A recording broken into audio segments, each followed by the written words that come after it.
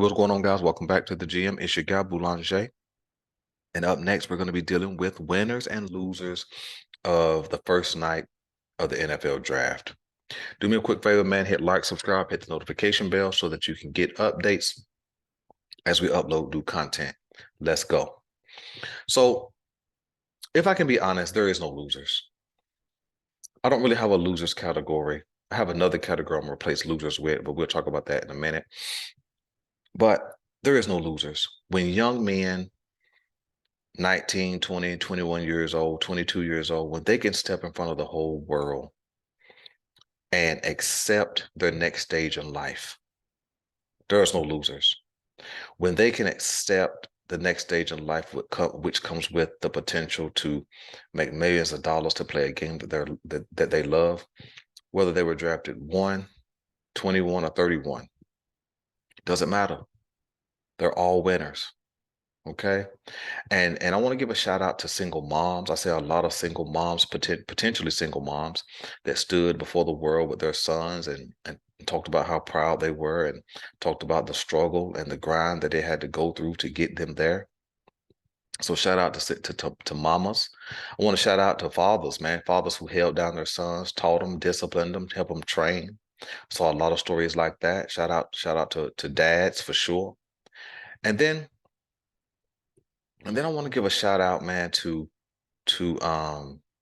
everybody, man, who was a part of last night. The production crews who helped communicate the story, um, the the people who asked poignant questions. I really appreciate the effort that they put in, man, to be able to see young men, young guys who are becoming men. Let me say it that way. Um, walk into the next stage of life and people treat them with a measure of respect and decorum, man. That was pretty cool to see, man. So shout out, man, to the NFL draft and a whole generation of kids who are walking into manhood at this point in their lives. Okay. Now, let's get to the draft night as a whole. The overall winner of last night is the Baltimore Ravens because the Baltimore Ravens essentially got 2 first-round draft picks. In fact, you could say the Baltimore Ravens actually had the number 1 overall pick, and they had the number 22 pick. Let me explain. Now I know you guys might be like, Belanger, man, you lost your mind. You grandstanding, you biased, you prejudiced because of the Ravens. I'm really not. Because the honest truth is Lamar Jackson is 26 years old, and he's just really a couple of years older than some of these guys who got drafted last night in the first round. In fact, Lamar Jackson is younger than Joe Burrow, who was drafted 2 years after Lamar Jackson. So he's still pretty young. And so when we were able to lock him up right before the draft, that's essentially like getting a first round pick. Now you guys may hate on me for that, but that's where I'm standing. Okay. So we locked up our quarterback, and then we went into the draft and got, I believe, the top 3 wide receiver uh in this draft class. I think Zay Flowers has an elite skill set. He has speed. He has run after the catch ability. He can run good routes. He has good hands. He can make the deep play. He can make the short play and take it the distance. He can actually run the ball out of the backfield. From what I remember, saw a lot of game tape where he was running the ball. So I think they got a complete wide receiver. Okay. And the cool thing is he don't have to come in and be that guy immediately. He can come in and be a part of the group and showcase his skills when he's called upon. So man, shout out to the Baltimore Ravens, man, Ravens Nation, the flop. Shout out to us, right? We deserved last night. We deserved to get our quarterback back. We deserved to get a first round wide receiver who is going to what I believe to be a stud. So shout out to the Baltimore Ravens. We won draft night. All right. Now let's get to some other people in the draft. Shout out to Carolina. That's where I live. Um, good job, man, on being bold and courageous enough to go get Bryce Young, even though his stature doesn't say he should have been the number 1 pick. His game tape, his athleticism, his decision making, and him as a person proves that he can be a leader of men. And so shout out to Carolina for getting your quarterback. All right. So I think they're winners. I think the Houston Texans are winners of last night as well. Um, they went out and got their quarterback in CJ Stroud. Although there was a lot of rumors that Houston was not going to draft a quarterback, but I guess when that guy's on the board, you have to get that guy. And so they went out and got CJ Stroud. Then they doubled up, man, and they went out and got Will Smith. I mean, excuse me, Will Smith, Will Anderson.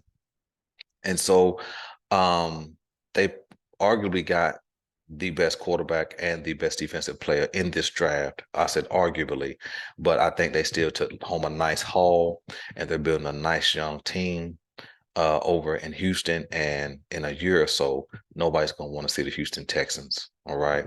And so shout out to Houston.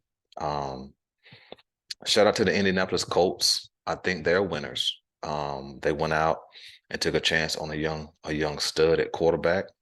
Although he may have some learning and growing to do, he may have some stumbles and fumbles over his first year, but I think Shane Steichen is the guy to train him and teach him and groom him.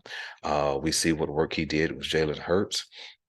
And then also the Indianapolis Colts brought over Gardner Minshew, who was also in Philadelphia last year, who has some playoff experience. He knows the Shane Steichen system, so he can help mentor and tutor a young Anthony Richardson. So I think the Indianapolis Colts set themselves up nice for the future. And hopefully he doesn't have to come in and be that guy immediately.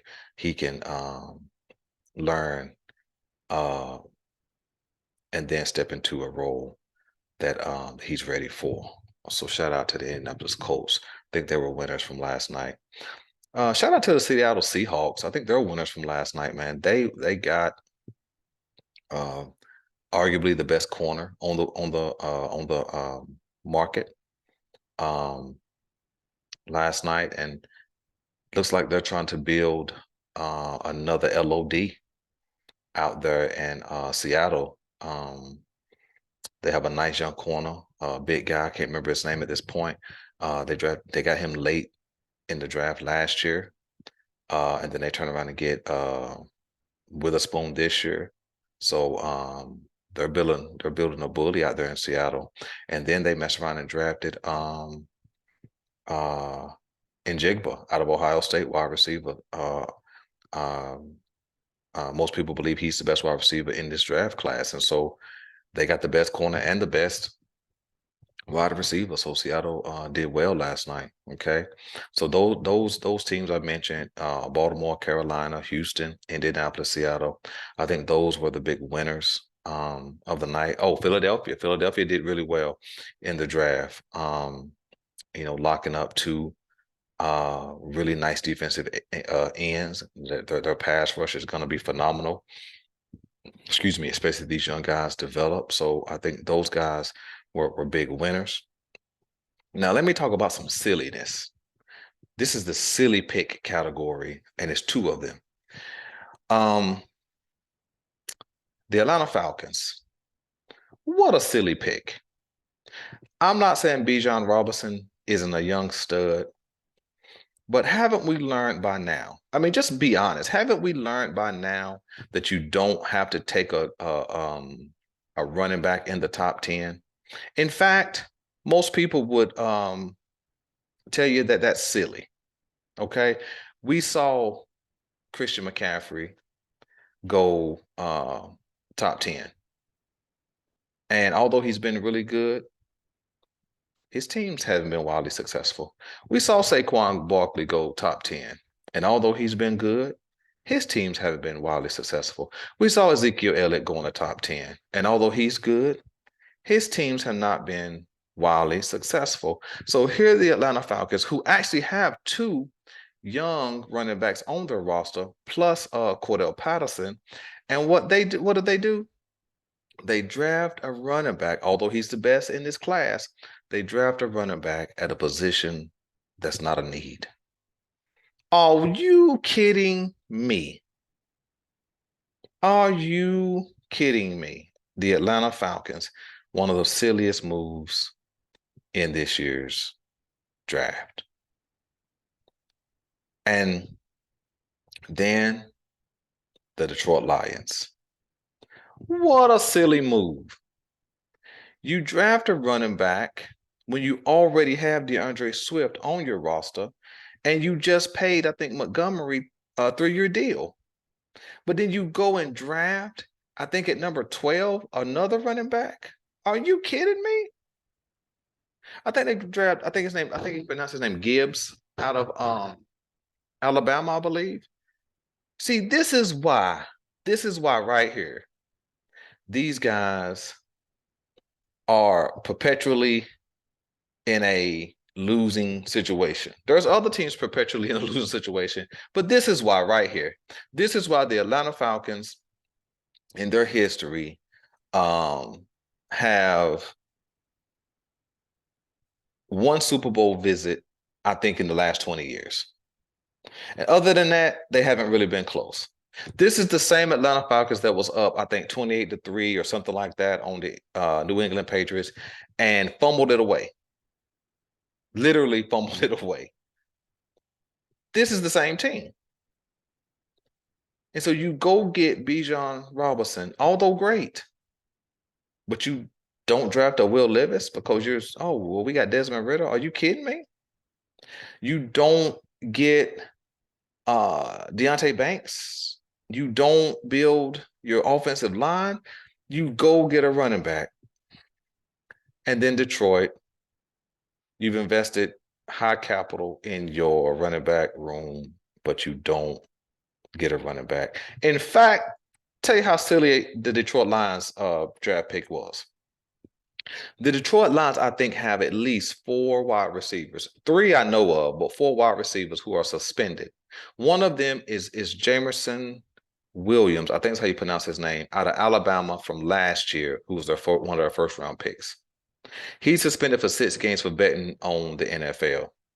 So you don't see a need to go get a wide receiver instead of a running back? Oh my gosh, what silliness. So listen, that's my spiel. Let me know, man, who you guys think were winners on night 1. Appreciate you guys for hanging out with us, man. I'm your guy Boulanger. This is the GM, and I am out.